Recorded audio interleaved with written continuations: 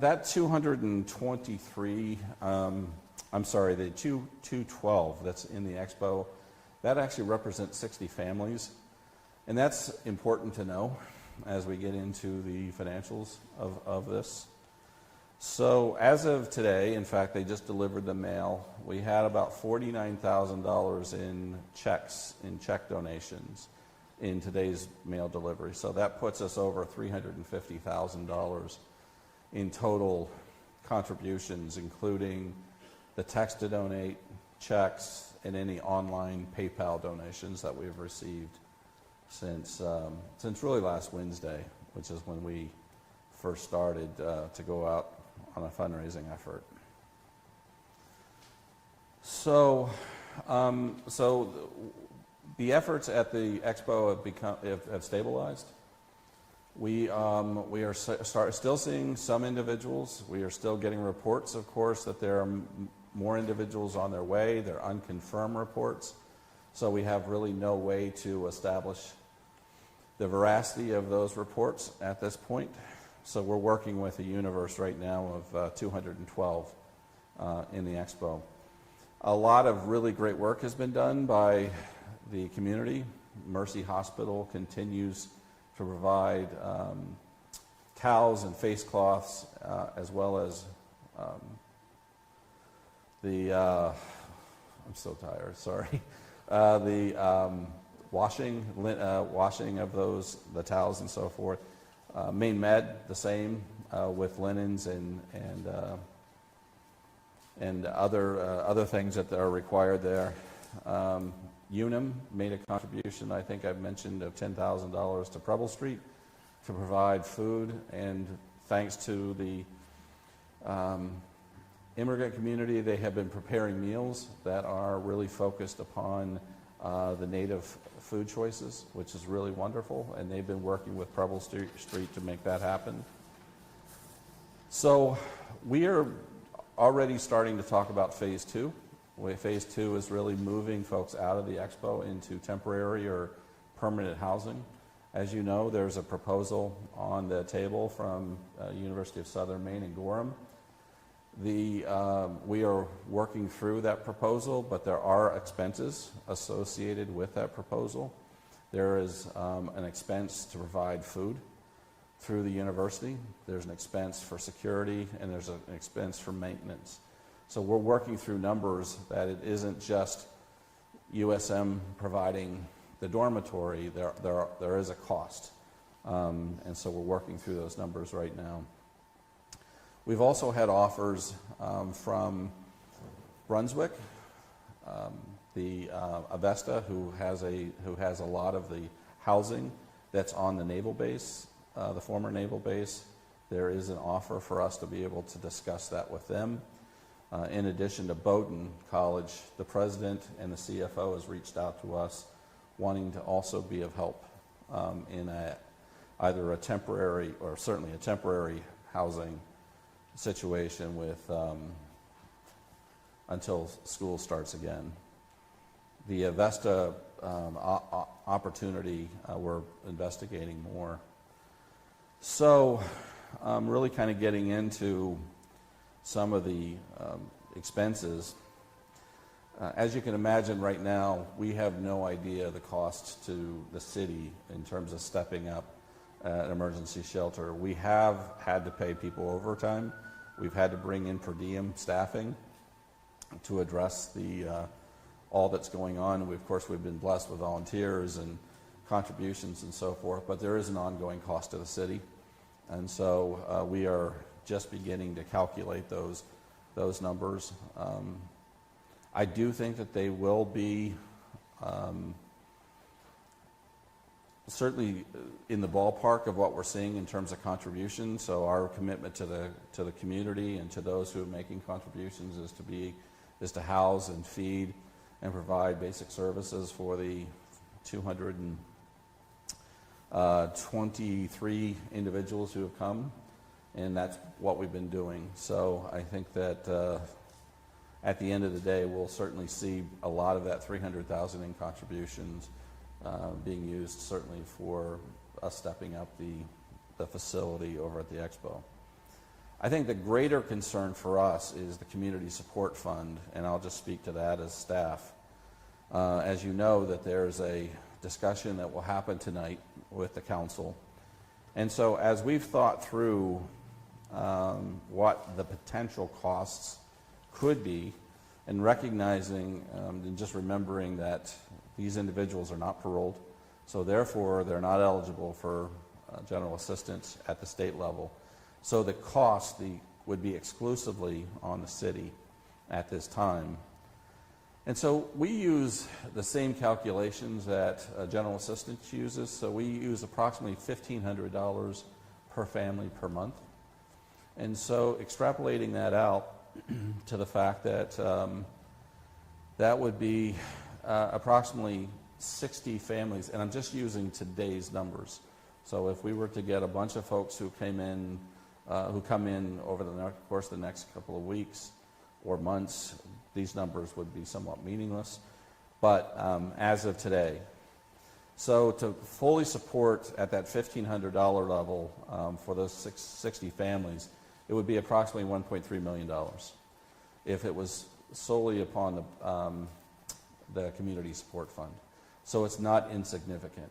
We have $200,000 already in the budget for the Community Support Fund for the entire year. Now, I would also mention that $1.3 million just focusing on those individuals who are at the expo.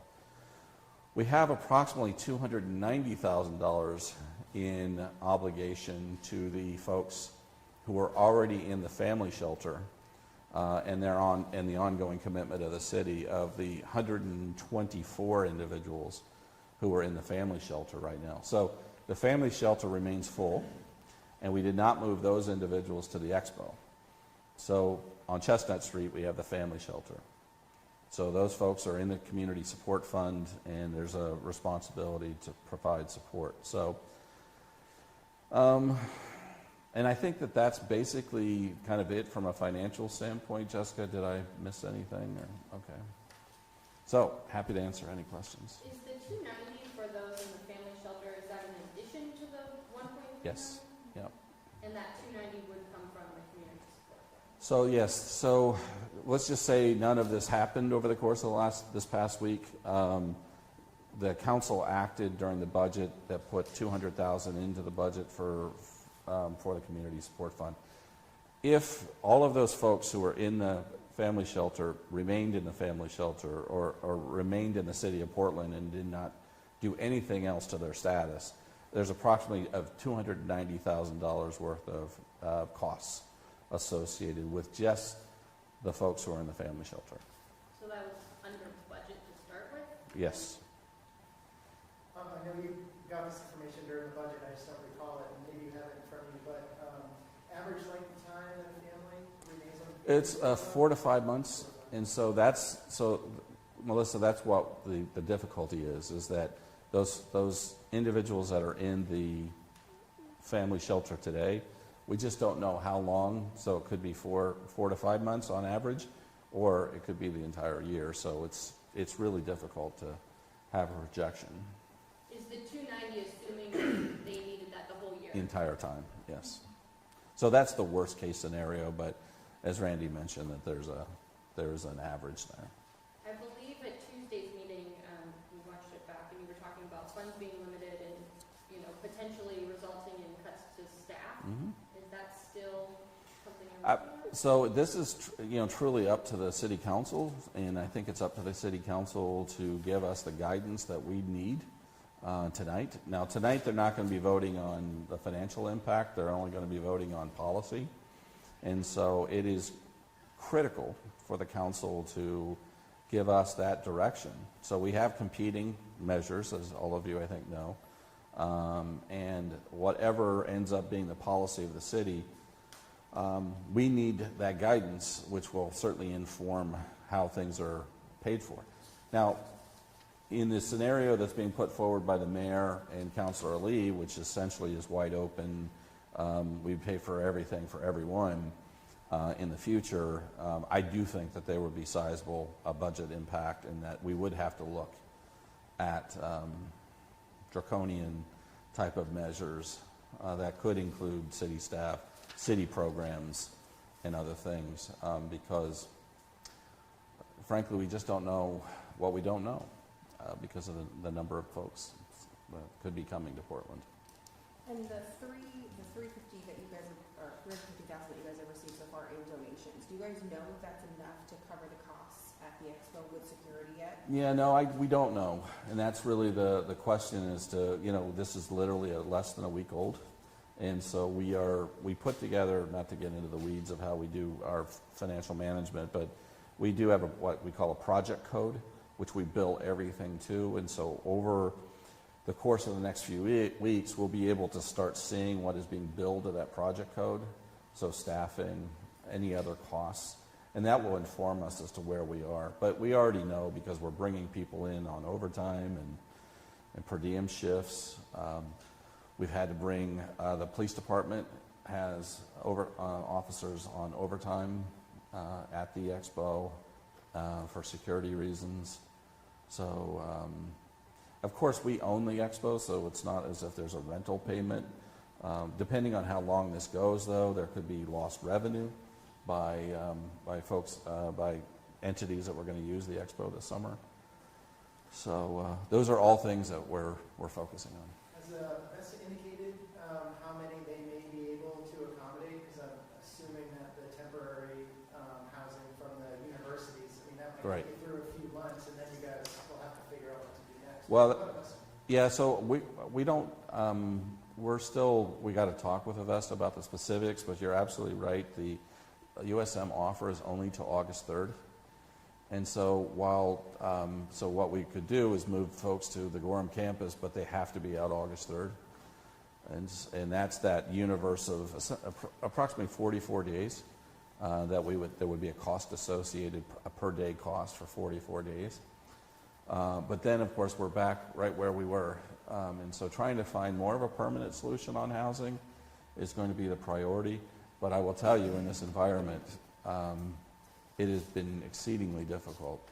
If you remember at the HHS committee meeting last Tuesday, we did ask the committee if they would be supportive of using City of Portland taxpayers' money to house people in other cities or towns. And I do not remember getting a clear guidance on that, on an answer to that question. So I specifically asked to have that question put out there because it is something that we do have to make sure that we're informing the public about, that through the Community Support Fund being exclusively taxpayer funded, if we were to fund housing someone in, you name it, Brunswick or anyone, or anywhere, is that exclusively on the taxpayer funding. You speak to the sorry. proposal to basically cut off funding for any new arrivals after July 1st. There are those who would say we should be doing more now at last. The state is stepping up, other communities are stepping up, and if the money is there. Yeah. So Well, the money is not there. So, how long is it going to last? yeah, so, well, I would also just mention there is more than likely another amendment that's coming, which actually would cut off the Community Support Fund as of April 1st. So any of these individuals who have come here in the last week would not be eligible for the Community Support Fund. Councilor Cook, I believe, is bringing that amendment this evening. She spoke about that at the HHS committee, and we failed to bring that forward as her amendment. So I did just want to mention that.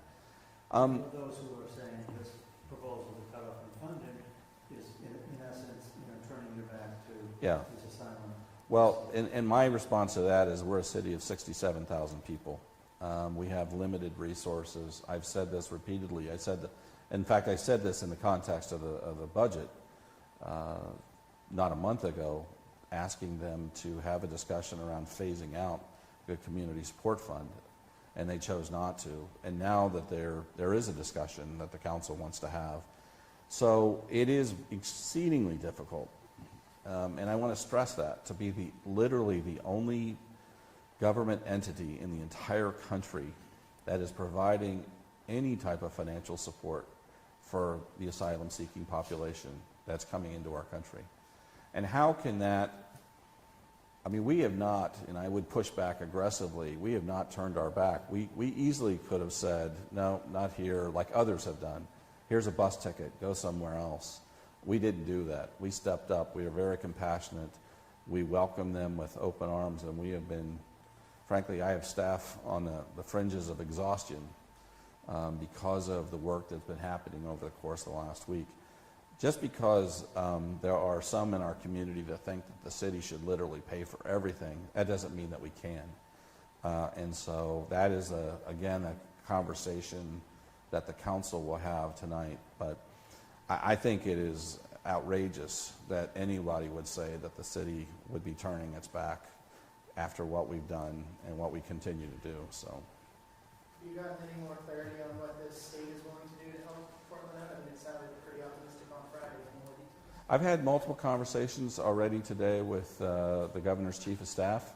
I will say that in private conversations I had with the governor on Friday, she is very interested in figuring out ways in which the entire state can be supportive, but they are still working through the details on what that means. And so in talking to Jeremy Kennedy earlier today, they are still actively working on what they might be able, as the state, bring to the table.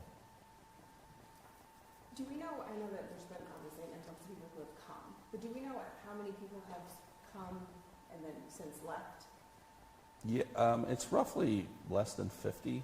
Okay. It was 41 just a few days ago, and I believe there's a few others that have left. And any idea how much money those people would have received in assistance? Well, they wouldn't have received anything yet. Or how much it would have cost the city, I guess, to have Oh. them here for the time that they were here? So, again, I have no idea how many, let's just say there were 50, and, I don't know, 10 families or whatever. It would be $1,500 a month times 12. So is there any concern with the So number that's of... 18,000, I think, or something like that. Okay. Is there any concern with, the number of people who potentially are here, they're getting the help while they need, they're taking money from this fund, but then they don't actually stay here in Maine, they move on to Canada or other places? Well, then they wouldn't be subject to the community support fund. If they move, then the community support fund would not cover them. I guess I mean while they're waiting. Oh, well, that's For just that. the way it is. I mean, that certainly has happened in the community support fund over the last few years that it's been in operation. So, But so far this week, all they received is staying at the expo for a night or two. It's not like they got anything else, like Yeah. being here. yeah. They got food. So no one's receiving any funding yet. Yeah. Obviously, those are direct agreements with a housing provider, and then of course we're going to go back to providing full service through the community support fund, which is what the council said they supported in the most recent budget.